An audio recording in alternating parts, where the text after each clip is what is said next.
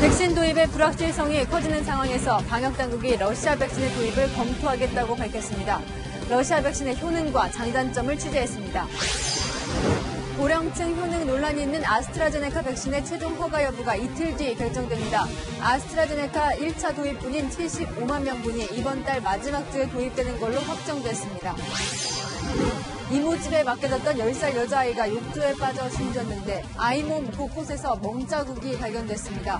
경찰은 이모 부부를 긴급 체포해 조사 중입니다. 월성원전 경제성 평가 조작 의혹을 받는 백운규 전 산업통상자원부 장관의 구속 여부가 오늘 밤 결정됩니다. 검찰 수사가 백 전 장관을 거쳐 청와대로 향하게 될지 주목됩니다. 미국의 최대 스포츠 이벤트인 슈퍼볼이 22,000명의 관중 속에 열렸습니다. 슈퍼볼이 코로나19 슈퍼 감염 경로가 될 수 있다는 우려가 커지고 있습니다.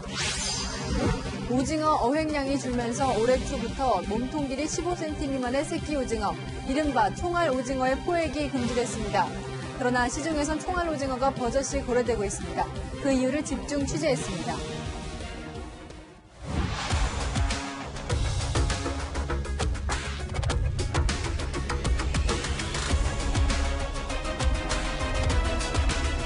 뉴스의 동정민입니다.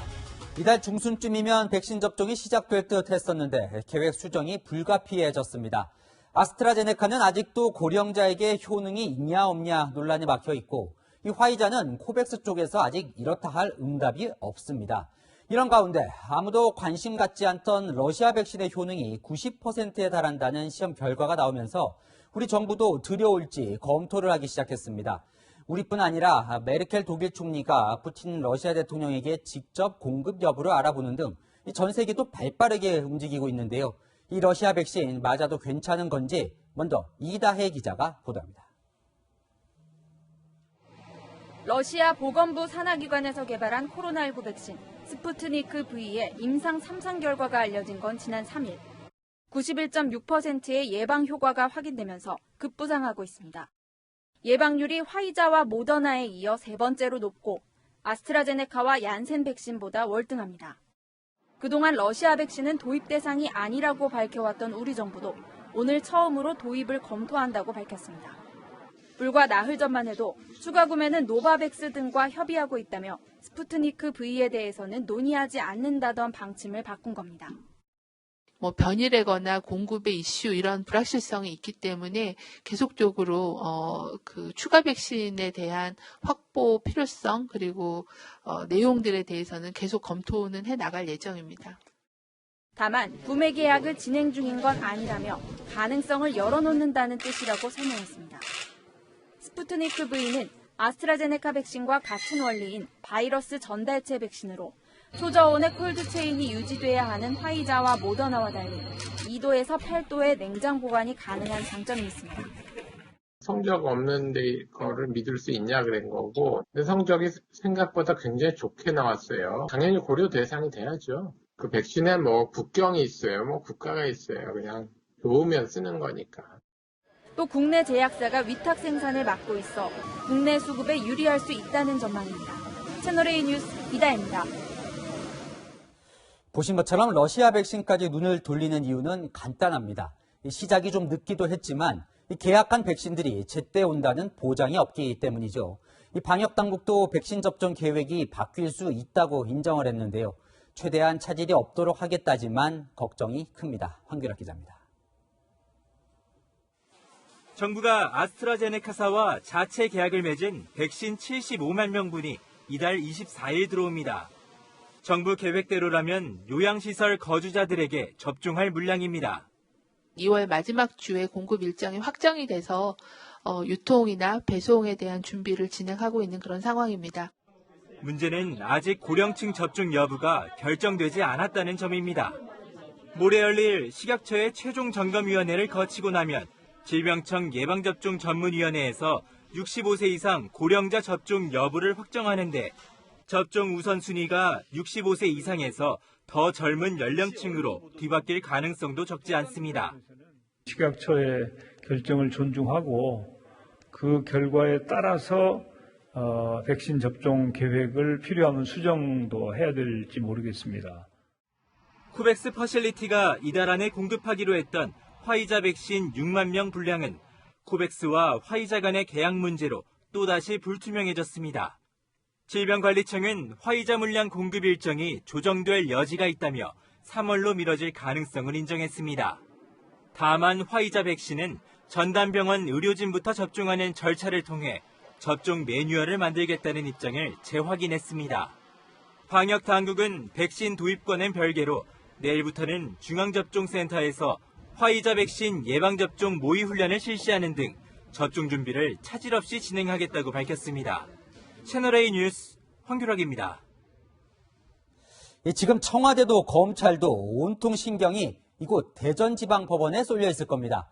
월성 원전 조기 폐쇄 과정의 중요한 키맨인 이 백운규 전 산업통상자원부 장관의 구속 여부가 오늘 밤 안으로 결정될 예정인데요.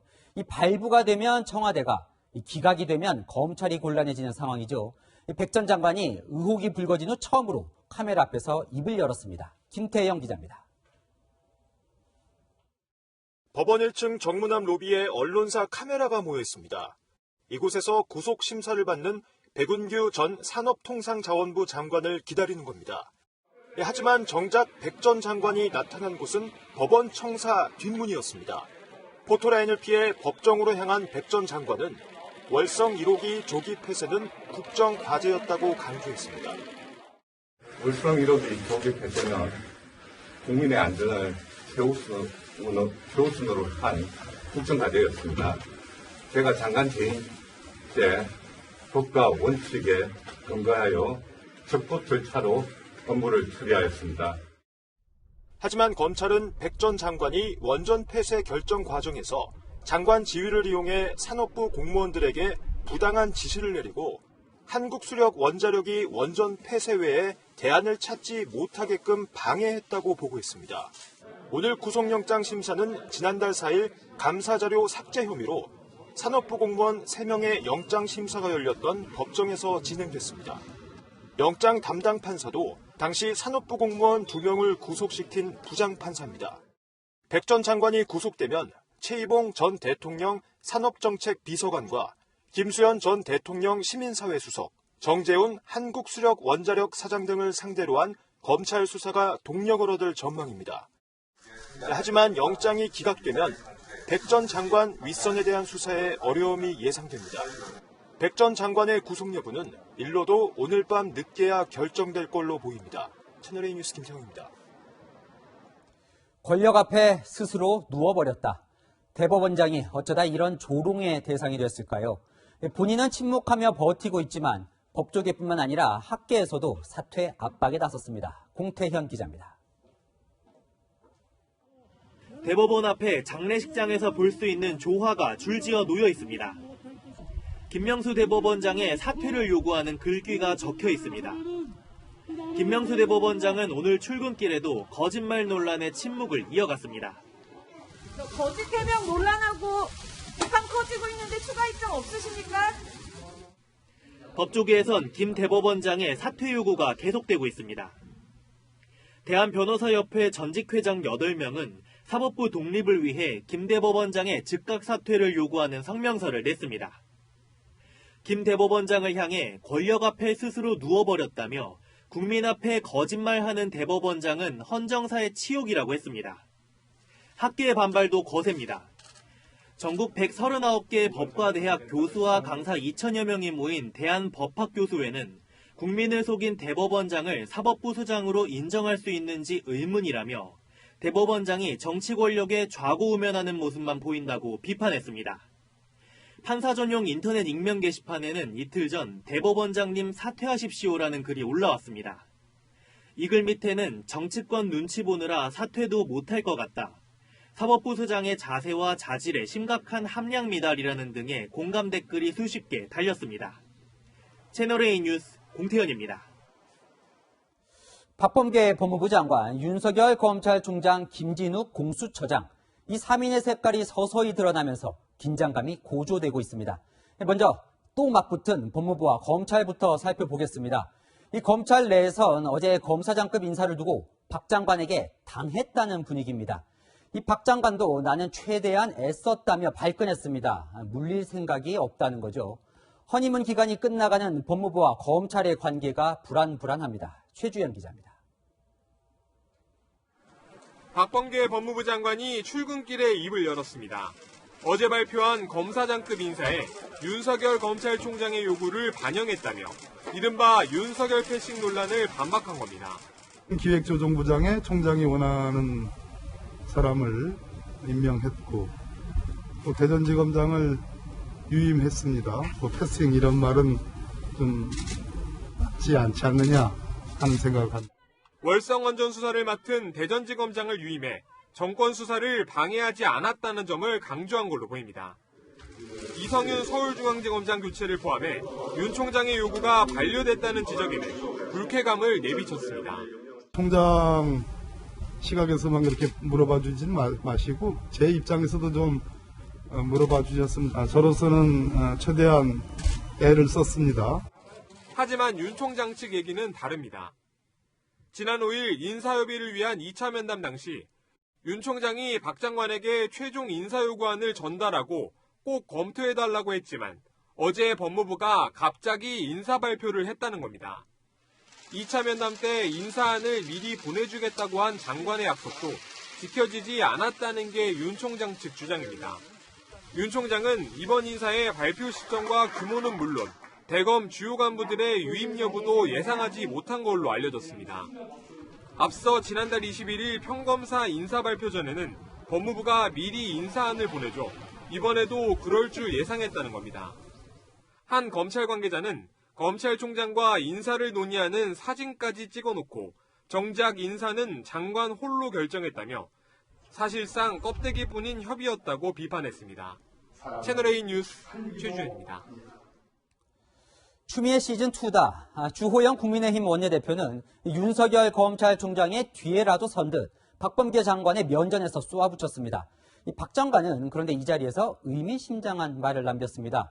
윤 총장이 물러난 이후인 7월에 대규모로 검찰 인사를 하겠다고 예고했습니다. 정한희 기자입니다.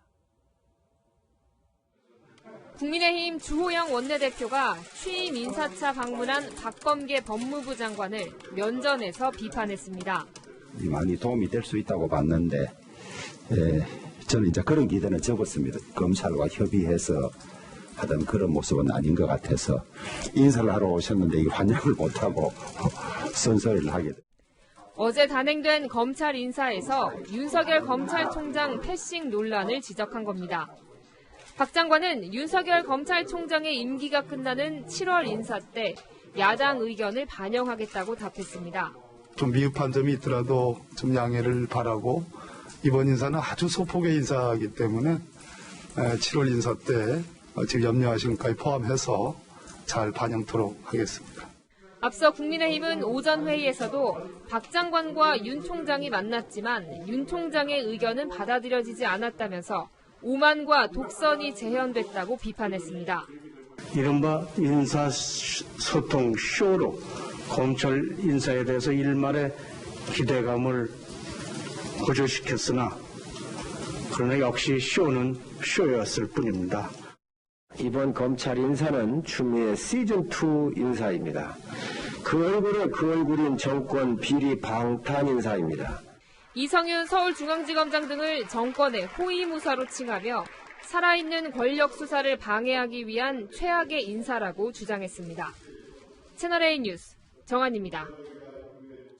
참 껄끄럽다면 껄끄러운 두 사람이 취임 후 처음 만났습니다.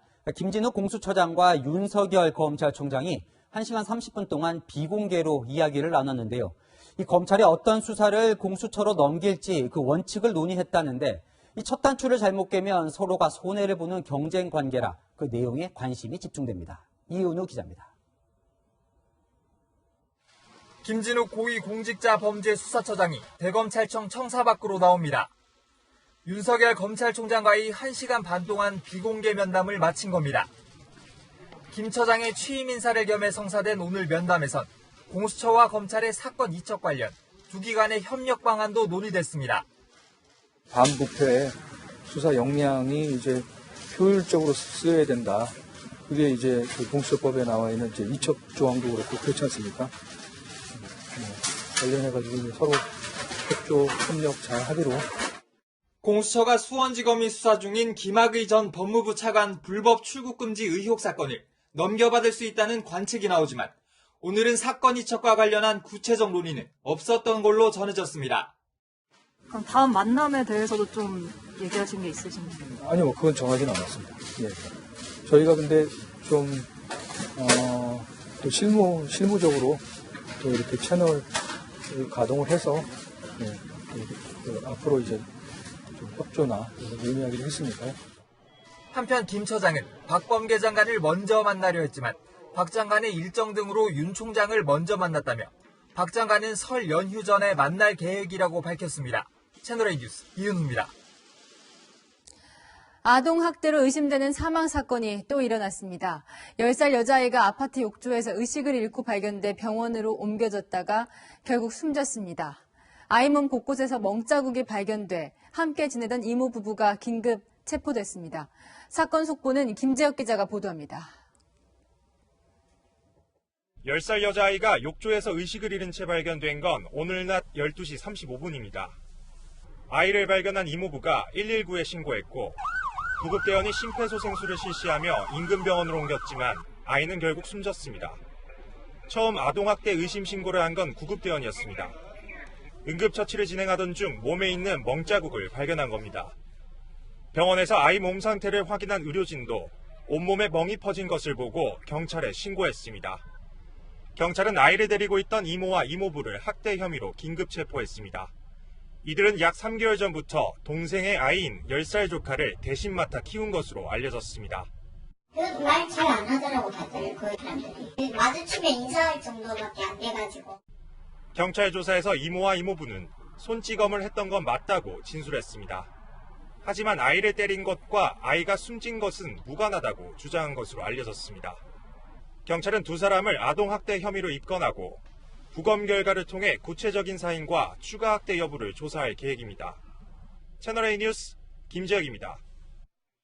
퇴근길 방범 사각지대 사건도 또 발생했습니다. 상가 지하주차장에서 여성이 납치될 뻔했습니다. 범행 장소였던 주차장을 취재진이 살펴봤는데 CCTV로 전부 감시도 안 되고 매우 어두웠습니다. 서채리 기자입니다. 경기도 고양시의 상가 주차장에서 60대 여성 납치 미수 사건이 발생한 건 지난 3일. 50대 남성이 퇴근하는 여성을 자신의 차 트렁크에 강제로 태우려 했지만 여성의 저항으로 실패하자 그대로 차를 몰고 달아난 겁니다. 이 남성은 서울의 호텔에 숨어 있다 이틀 전 경찰에 체포됐습니다. 범행이 일어난 지하 주차장입니다. 차량 60여 대를 수용할 수 있는 곳에 8대의 CCTV가 설치돼 있습니다. CCTV 절반은 주차장 출입구 쪽에 설치돼 있었습니다. 촬영 반경을 벗어난 공간은 CCTV에 담기지 않는 안전 사각지대였던 겁니다. 경찰 관계자도 범행 장면의 일부만 찍혔다고 밝혔습니다. 상인들은 평소 주차장이 어두웠고 위험했다고 말합니다.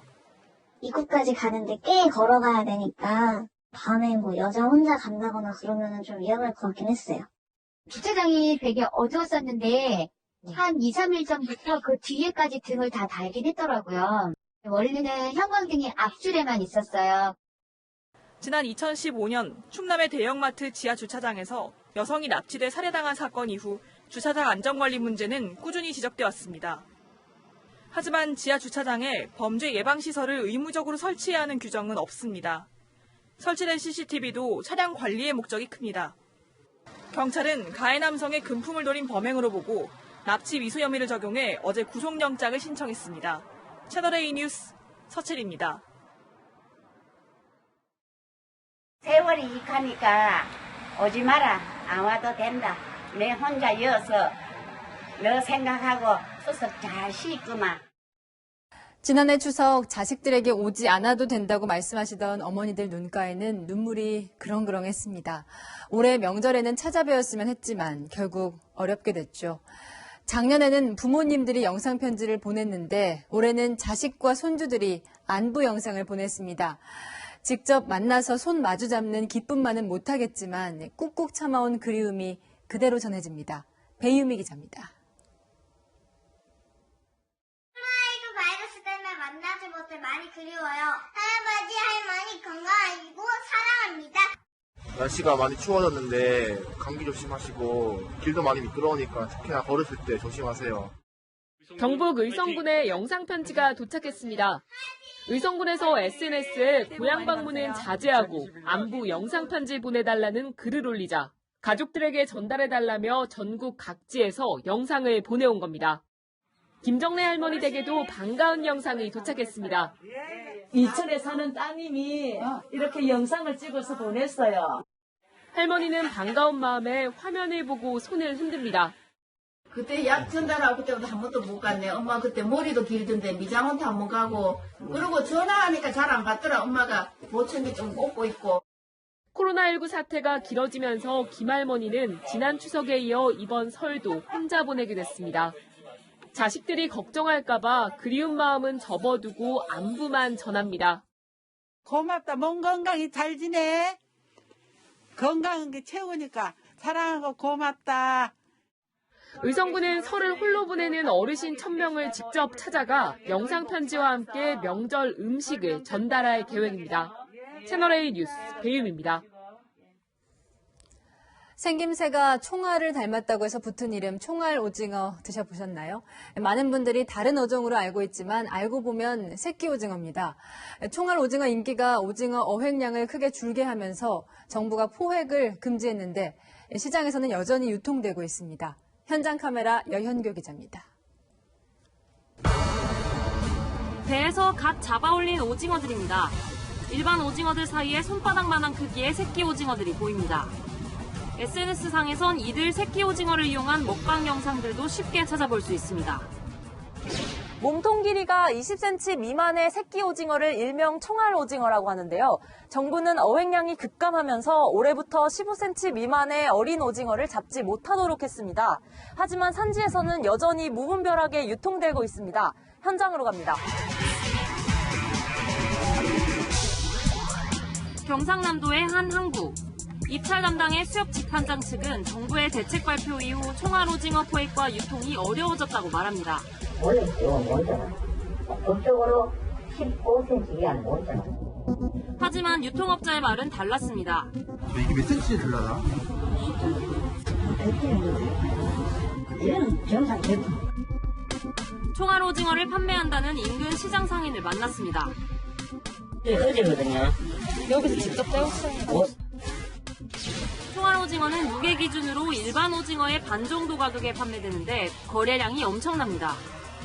하루에 2톤에서는 1톤처럼 두 번 왔다 갔다 그랬거든요. 냉동고엔 총알 오징어들이 겹겹이 쌓여 있습니다. 똑같이 우리 한 번 더 있었거든. 그러면은 800개 되겠네. 일부 대형마트에선 아예 판매가 중단됐지만 이렇게 버젓이 유통되는 이유는 대책에 빈틈이 있기 때문입니다.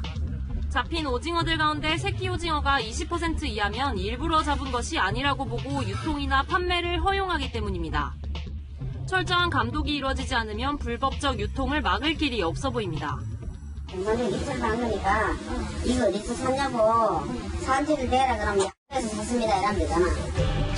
해수온도 변화와 영해를 침범하는 중국 어선들 때문에 오징어 어획량이 감소하는 상황에서 총알 오징어들만을 잡아들이는 불법 조업 어선들도 있습니다. 수요가 급증하니까 총알 오징어만을 잡기 위한 또 조업들이 생겨나기 시작했고 대형 선망업체에서 불법으로 총알 오징어를 이게 우리에 몰아가지고 대량업을 하게 됩니다. 사실 조업하시는 경우도 있는데 사실 쉬운 편은 아니에요. 전달을 하더라도 최종적으로 이제 판정을 하는 데까지 시간이 조금 걸리는 부분이 있고요. 시장과 온라인 등을 중심으로 총알 오징어가 계속 유통될 경우 국산 명태 멸종 사태와 같은 일이 또다시 발생할 수 있다는 지적이 나옵니다. 1940년대 연간 27만 톤이 잡히던 국산 명태는 1971년 명태 새끼인 노가리 어획이 허용된 뒤 어획량이 급격히 줄었습니다. 현장 카메라 여영기입니다. 서울의 노후 지역에 있는 빌라들 재개발 기대감에 최근 투자지로 인기였죠. 하지만 이사 대책 이후 매수 문의가 뚝 끊겼습니다. 재개발을 해도 입주권을 주지 않는 이른바 물딱지가 될 가능성이 높아진 겁니다. 박지혜 기자입니다. 서울의 한 노후 빌라 밀집 지역입니다. 아파트 값이 천정부지로 오른 가운데 상대적으로 가격도 저렴하고 잘하면 공공재개발 사업지로 지정될 수 있다는 기대감에 인기를 끌었습니다. 하지만 지난 4일 대책 발표 이후 문의는 또 끊겼습니다. 4일 이후 공공이 직접 재개발하는 지역에 주택을 산 사람에겐 정부가 입주권을 주지 않고 현금으로 청산하기로 했기 때문입니다. 덤하다고요, 손님이. 줄었다고요. 예. 그 발표로서 거의 없어요. 분명치 않으니까. 정부는 투기 수요를 억제하기 위한 조치라고 밝혔지만 부동산 커뮤니티 등에는 내가 산 주택이 이른바 물딱지가 될 수도 있다는 걱정에 4일 이전으로 계약일을 바꿀 수 있냐는 문의가 줄을 잇고 있습니다. 반면 공공재건축 가능성이 낮은 서울 강남권 재건축 단지는 이사 대책 이후 안전지대로 인식되고 있습니다. 주민들은 관심들이 없어요. 제재 부분이 많으니까 별 메리트가 없다고 보는 거죠. 왜냐하면 내가 세울 수만큼 임대 주택이니까. 정부 대책 발표 이후 노후 빌라에 대한 관심은 다시 신축 아파트로 옮겨가고 있습니다. 일각에선 과도한 사유재산권 침해 아니냐는 지적이 나오지만 국토부는 법적 검토를 끝냈다며 오는 3월부터 해당 법을 소급 적용하겠다고 밝혔습니다. 채널A 뉴스 박재입니다. 석연치 않은 의혹이 고구마 줄기처럼 계속 나오고 있습니다. 황희 문화체육관광부 장관 후보자 이야기인데요. 이 국회 본회의에는 참석하지 않고 가족과 해외여행을 가면서 심지어 거짓 사유로 병가를 냈다고 하죠. 이 병가 처리가 되면서 본회의를 안 갔는데도 특별 활동비까지 챙겼다고 합니다. 이민찬 기자입니다. 문재인 정부 출범 직후 추경 처리를 위해 국회가 지난 2017년 7월 4일 19일간 일정으로 임시국회를 소집했습니다. 하지만 황희 장관 후보자는 임시국회가 끝나기 전인 7월 20일 스페인으로 가족 여행을 떠난 것으로 출입국 기록에 기재됐습니다. 사흘 동안 임시국회 의정활동을 하지 않았지만 회기 중 하루에 31,360원씩 지급하는 특별활동비도 황 의원에게 지급된 것으로 알려졌습니다. 특별활동비는 국회 회기 중 사유서 없이 불출석한 날을 제외하고는 매일 지급되기 때문입니다. 황 후보자가 지난 20대 국회 회기가 열렸을 때 해외에 체류한 기간은 총 13일로 이 기간 지급된 특별활동비는 40여만 원입니다. 이 가운데는 병가 등을 적은 사유서를 별도로 제출해 본회의를 불참하고도 받은 6일치 특별활동비 19만 원이 포함됐습니다. 국회 사무처 관계자는 사유서를 제출하면 본회의에 참석하지 않아도 특별활동비는 지급된다며 해외 체류 등을 이유로 이를 반납한 사례는 보지 못했다고 전했습니다. 꾀병을 부려 결근하고 여행을 다녀온 것으로 일반 직장인은 꿈도 꾸지 못할 일입니다. 국민이 납득할 만한 수준의 충분한 해명이 반드시 있어야 할 것입니다. 황 후보자 측은 본회의 불참 사유로 병가를 적은 건 직원의 실수라며 특별활동비 수령 내역을 확인한 후 반납 여부를 고려할 것이라고 해명했습니다. 채널A 뉴스 이민찬입니다.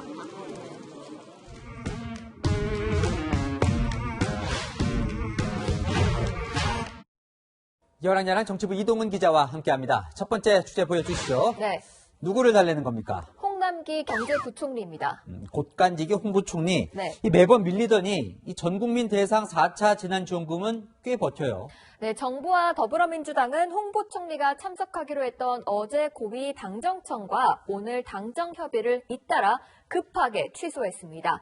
취소 이유를 들어봤는데요. 여권 관계자는 전국민 재난지원금 지급에 대해 홍 부총리가 여전히 부정적이라 서로 얼굴 붉히는 일을 피하기 위해서다. 이런 설명을 하기도 했습니다. 우리나라 곳간 열쇠를 갖고 있는 홍 부총리를 자극해봤자 실익이 없다는 판단을 한 것 같은데요. 문재인 대통령도 오늘 홍 부총리에게 힘을 실어주는 발언을 했습니다. 최종적인 책임은 정부에게 있습니다. 마음을 모아주실 것을 당부드립니다. 이게 진짜 힘을 실어주는 겁니까? 아니면 뭐 병 주고 약 주는 겁니까? 글쎄요, 홍 부총리가 지난 2일 이낙연 대표의 보편 선별 동시 지급안에 반대하면서 여권의 공격이 시작됐습니다. 기재부의 판단만이 옳다. 최종 판단이다. 이런 자세는 예산 결정에 대한 헌법 원칙에서 벗어난 것입니다. 요즘 마음고생이 심하시죠? 아닙니다. 어쨌든 위로의 말씀을 드립니다. 좀 힘드시죠? 힘내세요. 예. 그래서 궁금한 건 이 전 국민에게 재난지원금을 또 주는 겁니까? 안 주는 겁니까? 네, 민주당은 일단 선별 지원을 먼저 하고 보편 지원은 코로나 상황을 보면서 지급하자는 건데요. 홍 부총리는 오늘 기재부에 코로나 피해 계층에 대한 추가 지원 검토를 지시했습니다. 선별 지원 방침을 재차 밝힌 것으로 보이는데 이번에는 자신의 뜻을 관철시킬 수 있을지 결과가 궁금하네요. 네, 다음 주제 보겠습니다. 네. 틀린 그림 찾기. 네. 어떤 그림인가요? 오늘 임종석 전 대통령 비서실장이 SNS에 그림 하나를 올렸는데요. 네, 바로 이 그림입니다. 동행권은 좀 다른 점이 보이시나요? 자, 보면 이 왼쪽은 세 사람 모두 같은 상자를 밟고 서 있고 네. 오른쪽은 키가 작은 사람에게 상자를 더 줘서 키 높이를 맞췄네요.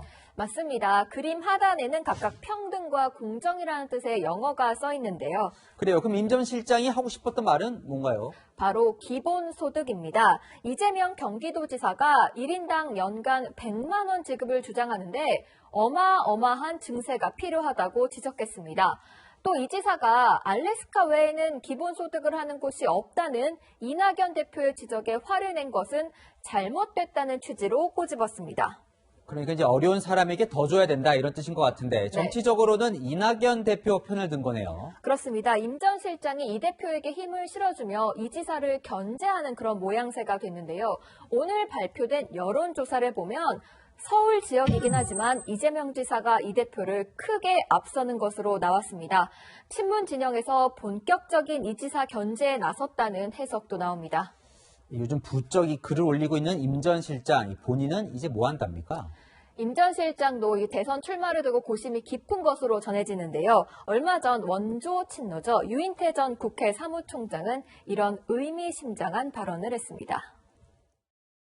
소위 586 세대들이 아마 이번 지방선거 끝나면은 꽤 여럿이 아마 대선 레이스로 등장하지 않을까 그래요.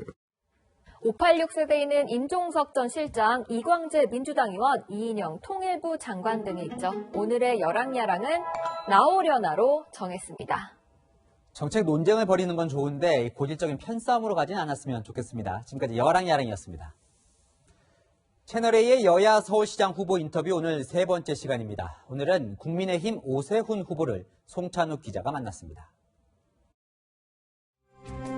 제 지지층은 우리 당 지지층뿐 아니라 이른바 중도층 그리고 심지어는 극히 일부지만 민주당 지지층도 다 저를 골고루 지지하고 계시거든요.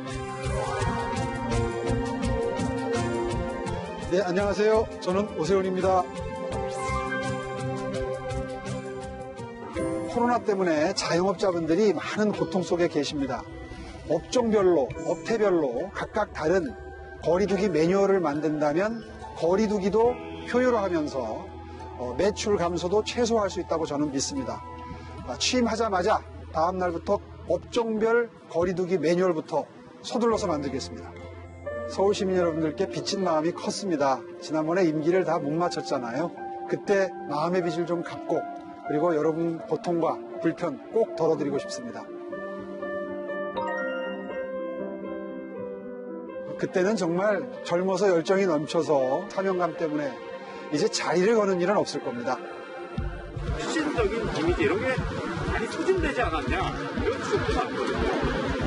네, 그동안 제가 실수도 많았고 또 실패한 것도 있죠. 근데 그런 것이 보약처럼 작용을 해서 아마 더 단단하게 실수 없이 나아가는 대권의 꿈은 누구신 건가요? 예, 제 대선 출마가 중요한 게 아니죠. 대선은 그 다음에 생각해도 늦지 않다 하는 판단을 하고 있습니다. 이제 각종 여론조사 기관에서 나오고 있는데 생각보다 뜨지 않고 있어요. 네, 출발이 많이 늦었고 또 출발할 때도 그 안철수 후보의 입당을 기다리면서 또 열흘이 늦었습니다. 분열의 가능성을 원천 차단하고 싶었습니다.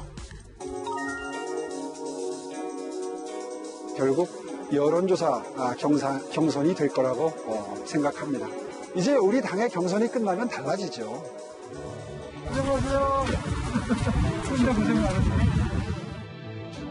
제 5년 동안의 임기 동안 서울 생활이 많이 편리해지셨고 아마 서울시에 민원이 있으면 120에 전화만 하면 바로 해결이 될 수 있는 시스템이 만들어진 걸 기억하실 겁니다.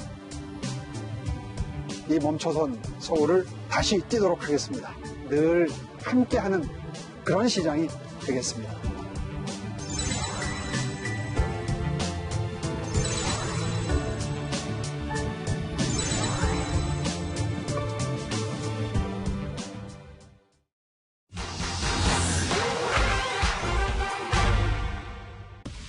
팩트맨에 도착한 시청자 제보입니다. 최근 SNS에서 기적의 화상 치유법이라는 글이 돌고 있는데 사실인지 궁금하다 문의 주셨는데요. 확인해봤습니다. 기적의 치유법 내용부터 보죠. 젊은 남성이 얼굴에 화상을 입었는데 이웃이 달걀 흰자를 얼굴에 발라줬더니 잘 아물었다는 겁니다. 달걀 흰자 치료법은 신입 소방관 교재에도 나와 있다 강조합니다. 119 홈페이지에도 화상에 달걀 흰자를 바르는 게 매뉴얼에 있냐는 등의 질문이 올라왔습니다. 사실 확인을 위해 팩트맨이 신임 소방공무원 교육과정에 사용되는 실제 고급 교재를 확인해봤습니다. 화상 환자의 응급처치, 기도 개방 등을 확인하고 화상의 중증도 분류, 또 멸균 드레싱, 이송 등의 내용을 담고 있는데요. 소방청은 고급 교재에 달걀 흰자로 처치한다는 내용은 전혀 없다며 검증되지 않은 방법으로 피해보지 않도록 유의해달라 당부했습니다. 전문가의 이야기 들어보시죠.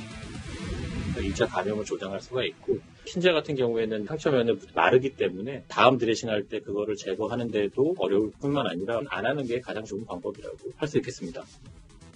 해외에서도 민간 요법이라며 비슷한 글이 확산됐는데 해외 의료기관 지침에는 이 달걀 흰자의 치유력에 대한 과학적 증거 없다고 밝히기도 했습니다.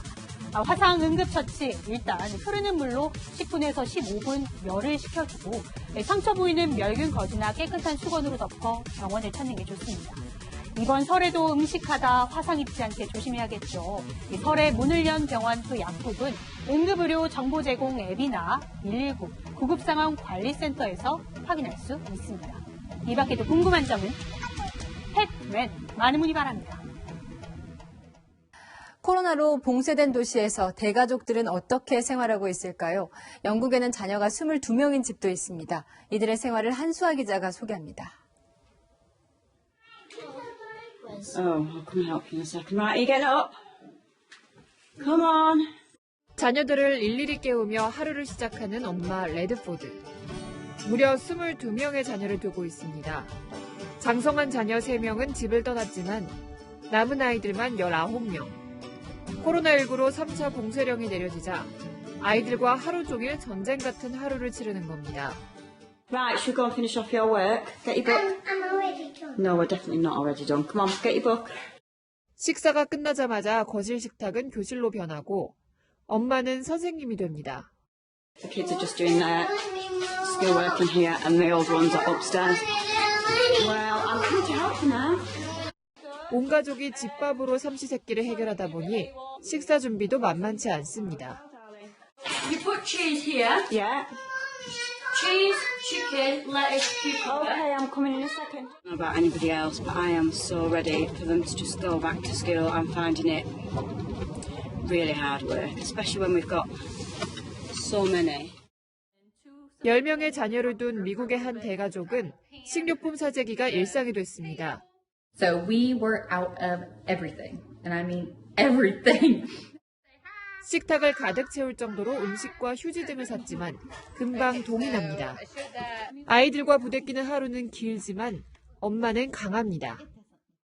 Especially during a time like this, I mean, I feel like we should do this anyways, but if we saw the positive in people or encourage people. 채널A 뉴스 한수아입니다. 히말라야의 거대한 빙하가 강으로 떨어지며 인도에 홍수가 발생했습니다. 200여 명이 숨지거나 실종됐습니다. 정다은 기자입니다. 굉음과 함께 내려오는 급류에 다리가 힘없이 무너집니다. 불어난 강물은 쓰나미처럼 수력 발전소를 덮쳤습니다. 댐이 있었지만 급류를 막을 수 없었습니다.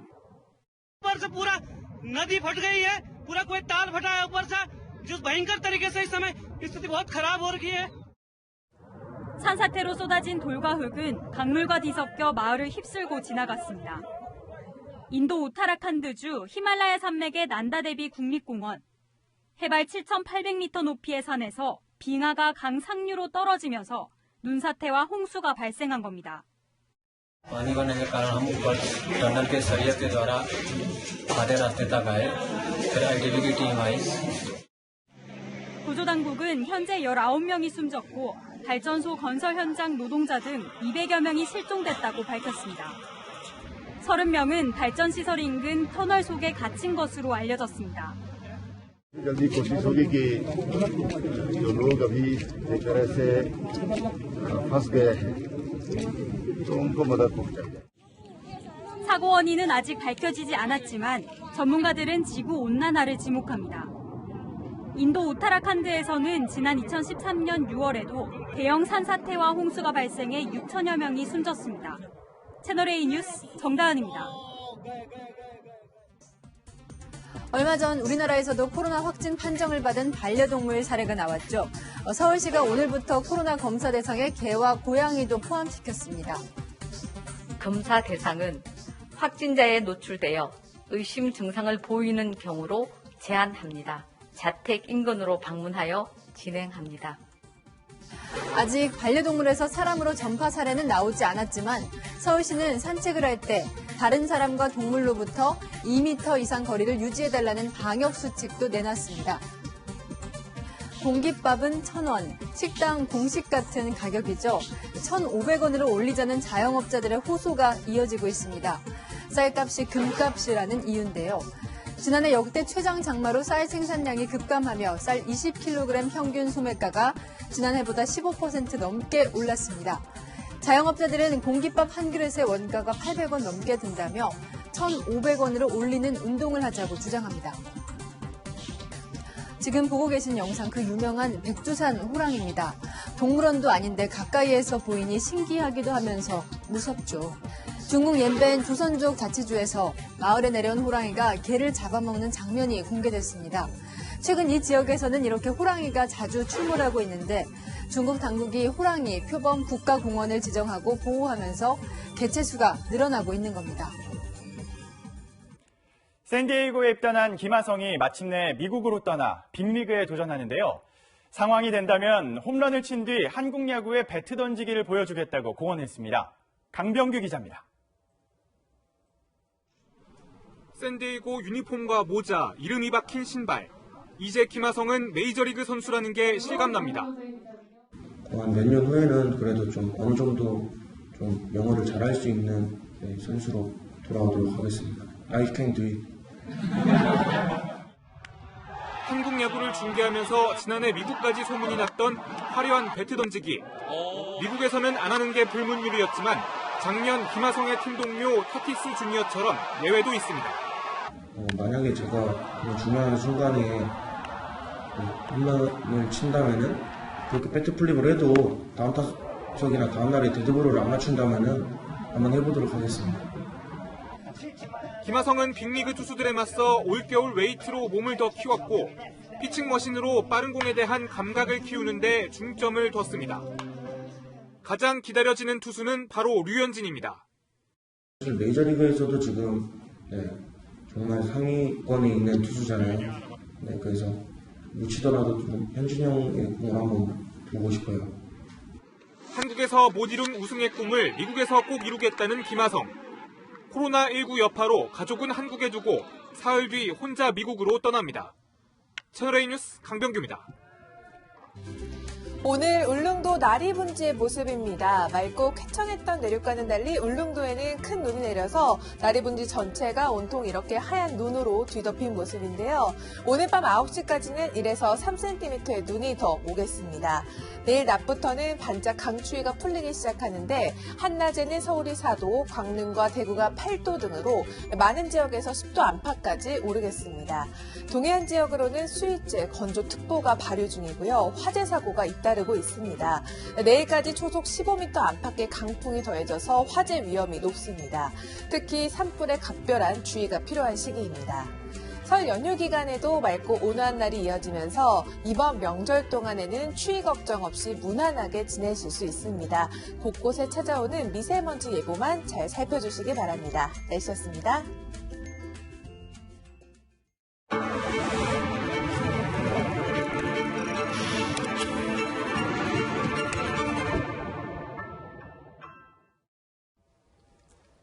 한국이 넷플릭스를 완전히 장악했다. 서양인 조연이 발연기를 했다. 넷플릭스로 공개한 지 하루 만에 전 세계 1위를 차지한 영화 승리호. 호불호가 갈리기도 하지만 해외가 큰 관심을 갖는 건 분명해 보입니다. 한국 SF 영화가 통할까 업계의 우려가 컸지만 일단은 해낸 거죠. 이 도전과 실험이 새로운 노멀을 만들어냅니다. 오늘 뉴스 여기까지입니다. 내일도 뉴스입니다.